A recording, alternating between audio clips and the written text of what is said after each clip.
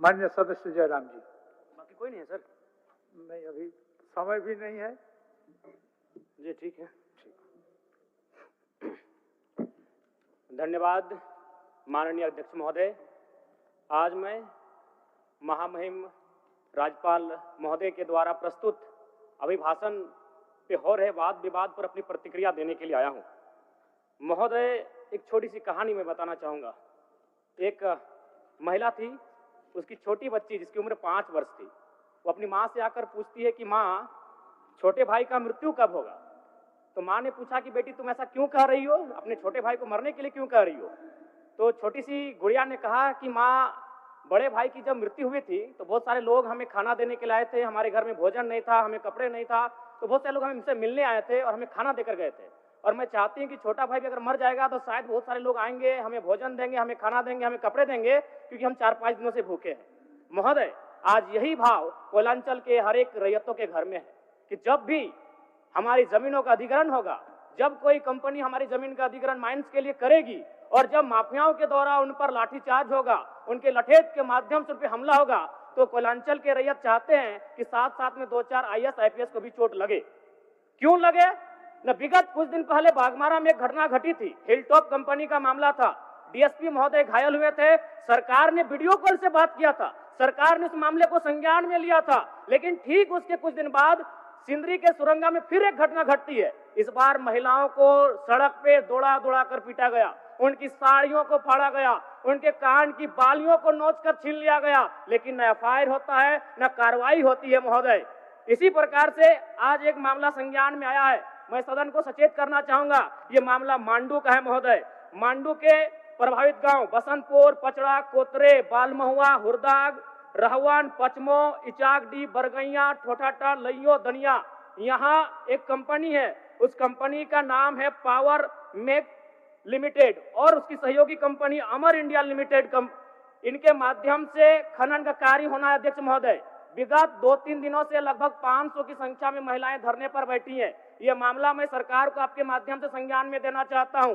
अगर सरकार संवेदनशील है, क्योंकि लॉ एंड ऑर्डर की बात करती है, ये सामाजिक न्याय की बात करती है, विधि कानून की बात करती है, तो भारतीय संविधान आर्टिकल 14 कानून के समझ सबको बराबरी की बात करता है। एक DSP घायल हुए, आपने लॉ एंड ऑर्डर को हाथ में लिया, DIG IG ने मार्च किया, DSP ने संज्ञान में लिया, DC घटनास्थल पर गई, लेकिन जब ग्रामीणों को पीटा जाता है, जब ग्रामीणों की जमीनों को जबरन लिया जाता है, कानून अपनी प्रतिक्रिया क्यों नहीं देता? अध्यक्ष महोदय, इसलिए मैं एक गंभीर मामला आपके संज्ञान में देना चाहता हूं।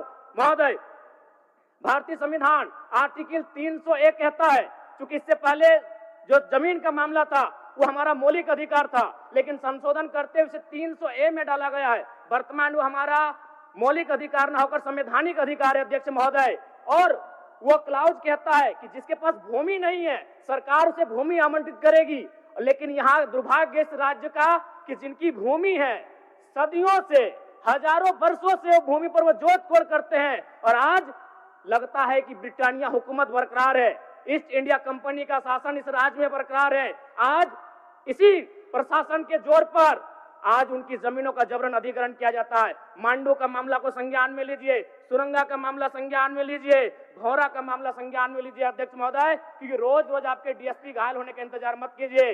विधि के समक्ष अगर सब बराबर हैं तो रेतों को भी जान जाती है, रेतों को भी चोट लगता है। इस मामले को संज्ञान में लेंगे। महोदय, मैं आगे कहना चाहूंगा, अभी वरिष्ठ नेता ने कहा लॉ एंड ऑर्डर, मैं मानता हूं कि लॉ एंड ऑर्डर आपका है, लेकिन कहां? अध्यक्ष महोदय, गांवों में, खेतों में, खलिहानों में, बालू और कोयला के खदानों में, माफियाओं की जेब में आपका लॉ एंड ऑर्डर है। महोदय, मैं पढ़ के बताना चाहूंगा, OB डंपिंग को लेकर भिड़ंत, फायरिंग, बमबाजी, रेती जमीन पर OB डंप किए जाने को लेकर पहले भी हो चुका है संघर्ष, चले थे गोली बम, मामला जीनागोड़ा का। देव प्रभा आउटसोर्सिंग के समर्थकों व ग्रामीणों में झड़प, पत्थरबाजी व फायरिंग, तीसरा थानेदार का हाथ टूटा। अचानक बमबाजी व फायरिंग से मची भगदड़, पुलिस की मौजूदगी में एक दूसरे पर पत्थर बरसाते लोग। मैंने कहा लॉ एंड ऑर्डर है। अध्यक्ष महोदय, कहाँ गांवों में, खेतों में, खलिहानों में, कोयला के खदानों में, माफियाओं की जेब में। अध्यक्ष महोदय, मामले को गंभीरता पूर्वक संज्ञान में लीजिए। अध्यक्ष महोदय, फिलहाल मांडू के मैंने जिन गांवों का नाम जिक्र किया है, अभी भी 500 महिलाएं धरने पर बैठी। अध्यक्ष महोदय, अगर सरकार इस मामले को गंभीरता पूर्वक नहीं लेती अध्यक्ष महोदय, तो बागमारा और झरिया जैसी घटनाएं मांडू में घटित होने में देर नहीं लगी। अध्यक्ष महोदय, इसलिए मैं चाहता हूं कि इस मामले को आप संज्ञान में ले। दूसरी बात अध्यक्ष महोदय, मैं आपके माध्यम से एक अत्यंत गंभीर मामला संज्ञान में देना चाहता हूं। धनबाद जिला तोपचाची प्रखंड अंतर्गत पिपराडी गांव, आजादी के 78 साल बाद भी उस गांव की सड़क मुख्य सड़क से जुड़ नहीं पाई है। उनका मामला आता है अभयारण्य भूमि, सेंचुरी का भूमि का मामला संज्ञान में आता है। अध्यक्ष महोदय, मैं सदन के माध्यम से सरकार से पूछना चाहता हूं कि पारसनाथ पहाड़ में सड़क बन सकता है तो पिपराडी गांव में क्यों नहीं बन सकता है? अध्यक्ष महोदय, पारसनाथ पहाड़ में जिन लोगों की सड़क की जरूरत थी अध्यक्ष महोदय, चूंकि वह धनी लोग थे, वो संपन्न लोग थे, इसलिए पारसनाथ के पहाड़ में जो कि सेंचुरी अभयारण्य है, सड़क चली गई, लेकिन पिपराडी गांव सड़क नहीं जा पा रही। अध्यक्ष महोदय, ये तोपचाची प्रखंड का मामला है, इसे संज्ञान में लेंगे।